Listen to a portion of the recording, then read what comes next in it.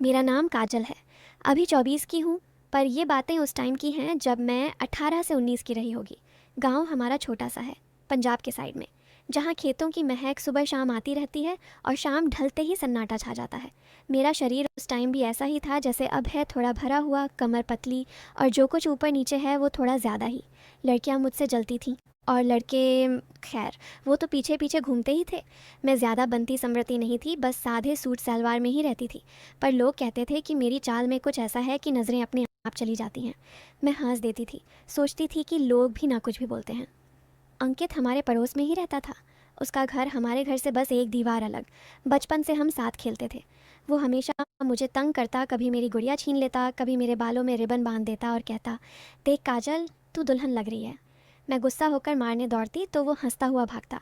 School भी हम साथ जाते थे, एक ही साइकिल पर। वो आगे बैठता, मैं पीछे। कभी कभी जानबूझकर ब्रेक मारता ताकि मैं उससे टकरा जाऊं। मैं चिल्लाती, अंकित मार डालोगे क्या?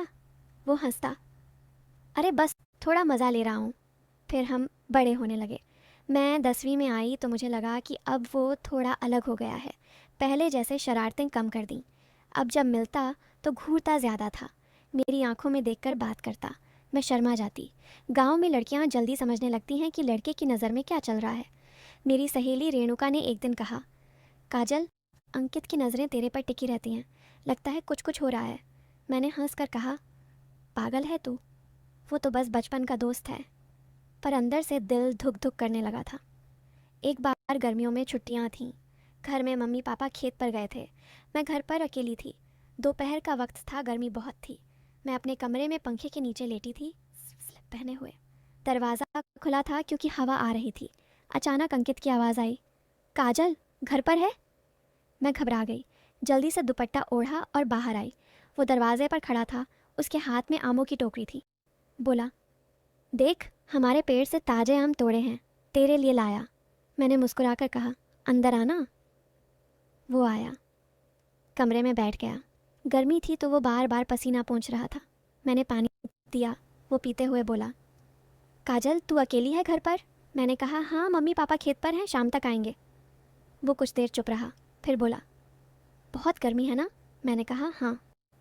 वो उठा और खिड़की के पास जाकर खड़ा हो गया। बोला, काजल, इधर आना, यहाँ हवा अच्छी आ रही है। मैं धीरे धीरे गई, उसके बगल में खड़ी हो गई। सच में हवा अच्छी थी। हम दोनों चुप। फिर वो धीरे से बोला, काजल, तेरी खुशबू बहुत अच्छी आ रही है। मैं शर्मा गई। दिल तेज़ धड़कने लगा। मैंने कुछ नहीं कहा। वो और करीब आ गया। उसका कंधा मेरे कंधे से छू रहा था। लगा कि अब कुछ होने वाला है। पर तभी बाहर से किसी की आवाज़ आई। पड़ोस की आंटी चिल्ला रही थी किसी को। हम दोनों अलग हो गए। वो हंस कर बोला, चल मैं जाता हूँ, आम रख दे फ्रिज में, और चला गया। मैं कमरे में आई तो दिल अभी भी धड़क रहा था। सोच रही थी कि क्या होता अगर आंटी ना चिल्लाती। उसके बाद हमारी बातें थोड़ी और गहरी होने लगी। शाम को जब सब सो जाते वो मेरे घर की छत पर चढ़ाता। हम दोनों ऊपर बैठते, तारे देखते। वो कहता, काजल, तू बहुत खूबसूरत है। मैं कहती, चुप कर, कोई सुन लेगा। वो हंसता। एक बार उसने मेरा हाथ पकड़ लिया। मैंने छुड़ाया नहीं। उसका हाथ गर्म था। हम दोनों चुप बैठे रहे। लगा कि अब वो कुछ कहेगा, पर वो बस हाथ दबाता रहा। फिर रात ज़्यादा हो गई तो वो चला गया। मैं बिस्तर पर लेटी रही, नींद नहीं आ रही थी। फिर एक दिन गांव में शादी थी, दूर की रिश्तेदारी में। सब लोग गए थे, मैं और अंकित भी। वहाँ डीजे बज रहा था, लड़कियाँ नाच रही थीं। अंकित ने मुझे कहा, काजल, नाचेगी? मैंने शर्माते हुए कहा, नहीं, मुझे नहीं आता। वो हंसा और मुझे घसीट कर नाच के बीच में ले आया। हम नाचने लगे। भीड़ में हम करीब करीब थे। उसका हाथ मेरी कमर पर था। मैंने कुछ नहीं कहा। उसकी सांसें मेरे कानों पर लग रही थीं। गाना था, तेरे हाथ में मेरा हाथ हो, सारी जन्नतें मेरे साथ हो। मैंने आंखें बंद कर लीं। लगा कि अब दुनिया में सिर्फ हम दोनों हैं। गाना ख़त्म हुआ तो हम अलग हुए। मेरी सांसें तेज़ थीं। वो मुस्कुरा रहा था। शादी से लौटते वक्त रात बहुत हो गई थी। सब लोग एक ट्रैक्टर ट्रॉली में थे। मैं और अंकित पीछे की तरफ बैठे थे। अंधेरा था। ट्रॉली के झटके से हम बार बार एक दूसरे से टकरा रहे थे। उसने धीरे से मेरा हाथ पकड़ लिया। मैंने नहीं छुड़ाया। पूरा रास्ता हमारा हाथ ऐसे ही जुड़ा रहा। घर पहुंचकर जब उतरे तो उसने धीरे से कहा, काजल, आज बहुत अच्छा लगा। मैंने सिर्फ मुस्कुरा दिया। फिर दिन ऐसे ही बीतते गए। हमारी नज़दीकियां बढ़ती गईं। पर कभी कुछ आगे नहीं बढ़ा। वो मुझे छूता तो था पर कभी ज़्यादा नहीं। मैं भी डरती थी और चाहती भी थी। गांव में बातें फैलने लगी थीं। लोग कहते काजल और अंकित का कुछ चल रहा है। मेरी मम्मी को भी शक हो गया।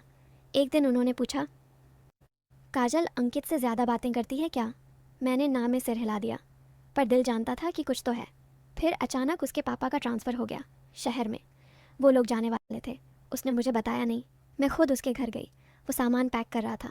मैंने पूछा, सच में जा रहे हो? वो उदास था। बोला, हाँ काजल, पापा को जाना पड़ेगा। मैं चुप रही।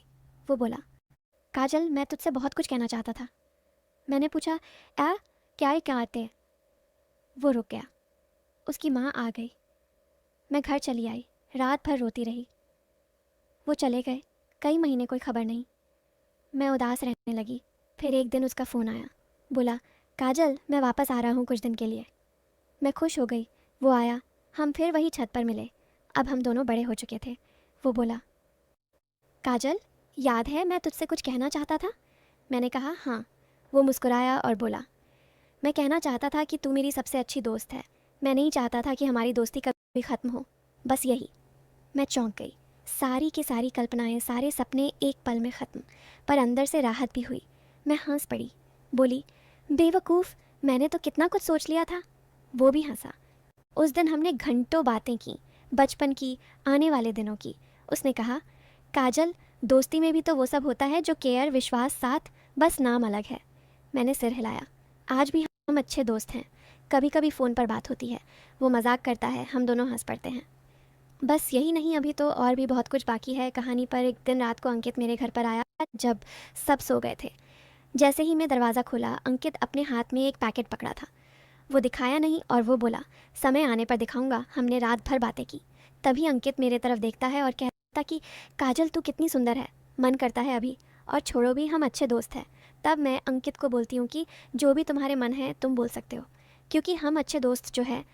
रात ज़्यादा हो गई थी। तभी मम्मी नीचे से बुलाती है, काजल बेटी सो जाओ जल्दी, कल सुबह मंदिर जाना है। तब अंकित भी चले जाता है अपने घर और ये बोल के गया कि काजल मैं कल तुमको कुछ सरप्राइज़ दूंगा। रात को यही सोच रहा तब कि अंकित मुझे किया सरप्राइज़ देने वाला है। सुबह जब मैं मंदिर के लिए नहा धोकर और साड़ी पहन कर निकली तो दरवाज़ा के सामने अंकित खड़ा था और हाथ में एक कार्ड पकड़ा था। और वो मेरे सामने आकर बोला, आप सब लोग मेरा शादी में ज़रूर आएगा। ये सुन के मैं शॉक हो गई। अंदर से थोड़ा दुख और अच्छा भी लगा। उसके बाद मैं शहर चली गई पढ़ाई करने। अंकित से फ़ोन में बात होता है, एक दोस्त की तरह। तो यही थी मेरी कहानी। आप लोग को अच्छी लगी होगी। मिलते हैं कोई दूसरी कहानी पर।